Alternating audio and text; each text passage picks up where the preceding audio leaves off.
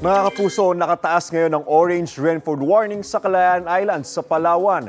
Pinaalerto ng Pag-asa mga residente mula sa banta ng baha at landslide sa gitna ng pag-uulan doon.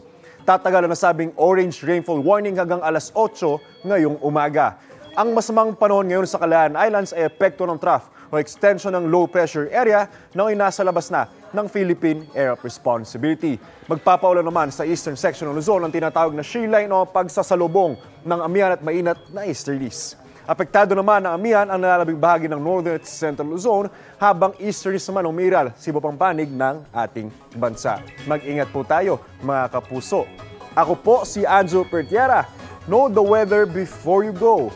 Para mark safe lagi, mga kapuso.